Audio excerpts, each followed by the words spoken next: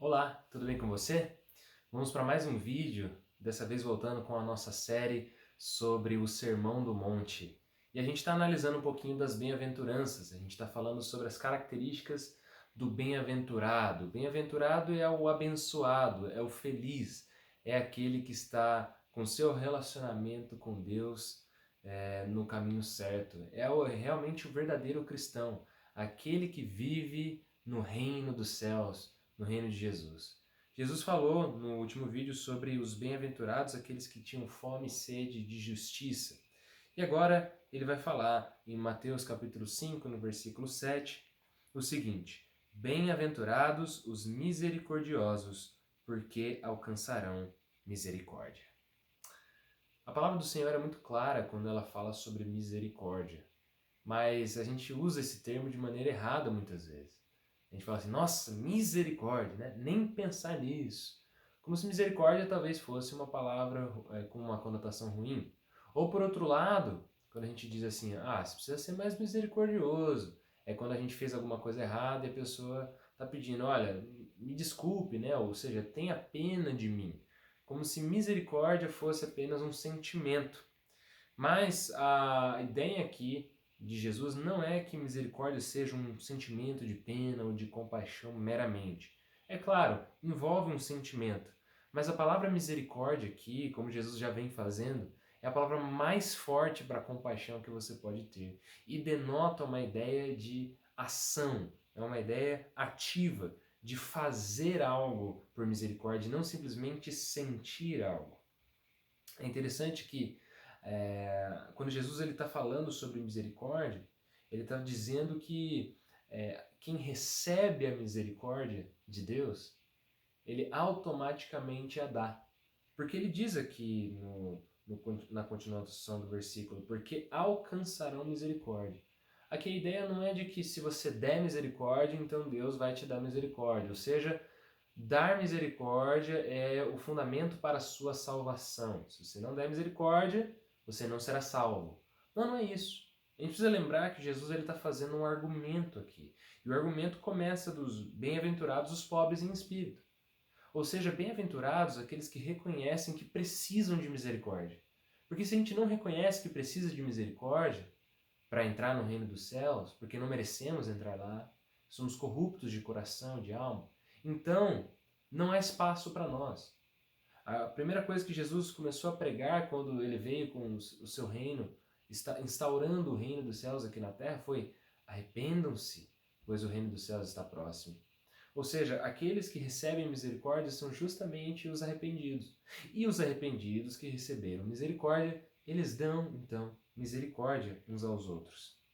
A palavra misericórdia aqui, ela pode ter dois sentidos.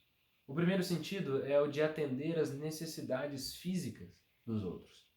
Não sei se você se lembra da parábola de Jesus, quando ele conta acerca do samaritano, o bom samaritano, que vendo um homem jogado no meio do caminho e tendo as suas roupas roubadas e ele todo estatelado no chão, tendo apanhado muito dos seus salteadores, aquele samaritano, vendo o que era judeu, que naquela época os judeus e samaritanos não se davam muito bem, não ligou para esse fato, mas foi lá e o ajudou. Levantou, colocou ele no seu jumentinho, levou ele para um hospital da época, pagou para que aquele homem cuidasse dele e foi embora. Aquele homem, ele fez uma ação de misericórdia. Ele atendeu às necessidades físicas daquele homem. E é claro que também as necessidades morais e espirituais estão envolvidas. Mas o ponto aqui é, os verdadeiros cristãos, eles agem com misericórdia.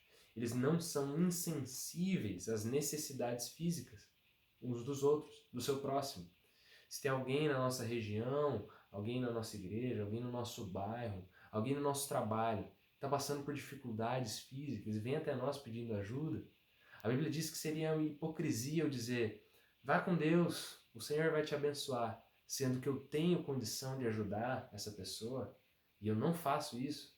Isso é hipocrisia. Simplesmente orar por ela e pedir a Deus que envie outro é não entender que nós muitas vezes somos a resposta de oração na vida das pessoas. Misericórdia tem a ver com atender às necessidades físicas. Mas não é só isso. Misericórdia também tem algo muito além. Porque até mesmo os ímpios, aqueles que não conhecem a Cristo e não estão no reino dos céus, eles atendem às necessidades físicas das outras pessoas. Mas misericórdia também tem a ver com perdoar os ofensores. E essa é a parte difícil da misericórdia. Misericórdia tem a ver com perdoar aquele que nos fez mal. E perdoar é uma ação, é uma atitude. Não envolve meramente um sentimento, porque a gente pode se perguntar: como perdoar uma pessoa que fez tamanha atrocidade para comigo? Misericórdia é justamente não dar ao ofensor aquilo que ele merece. É não puni-lo de forma vingativa só para satisfazer aquela vontade de sair por cima.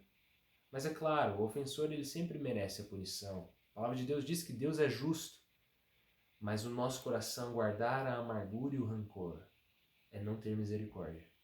Misericórdia tem a ver com perdoar. Jesus contou uma outra parábola.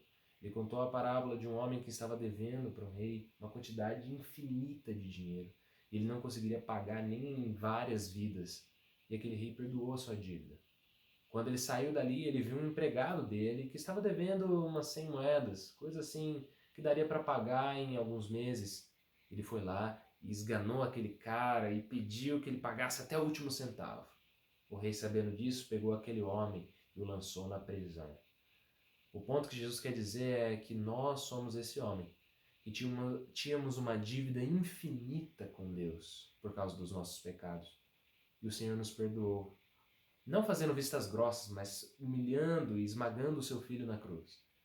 Como então eu e você poderíamos deixar de perdoar alguém por uma dívida que é infinitamente menor do que aquela que nós devíamos? O cristão, ele perdoa, ele age com misericórdia porque ele recebeu misericórdia de uma forma tão profunda. Essa é a ideia. A recompensa para aqueles que são misericordiosos é aquela que eles já receberam. Porque dar misericórdia ao outro faz bem a nós, porque nós já recebemos misericórdia. E a evidência do cristão verdadeiro é que ele é misericordioso. Olha o que D.A. Carson cita no seu livro sobre o Sermão do Monte. Ele fala o seguinte: como pode alguém que não é misericordioso receber misericórdia? Quem não é misericordioso, inevitavelmente é tão ignorante de seu próprio estado que acha que não precisa de misericórdia. Essa pessoa não consegue se ver como podre e desgraçada. Portanto, como Deus pode ser misericordioso com essa pessoa? Será que no meio da internet, quando todo mundo está cancelando uma pessoa pelo que ela fez, será que nós participamos disso? Como tem sido o nosso linguajar diante das ofensas das pessoas? Será que a gente encobre e perdoa? Ou a gente evidencia, aponta o dedo? Ou qual é o modo de falar nosso dentro da nossa casa? Será que a gente tem sido misericordioso com o nosso pai, a nossa mãe, nosso marido, nossa esposa, os nossos filhos? Será que temos sido rudes, duros, arrogantes? Lembre-se, o reino dos céus é diferente. Porque Jesus foi misericordioso conosco. Bem-aventurados os misericordiosos.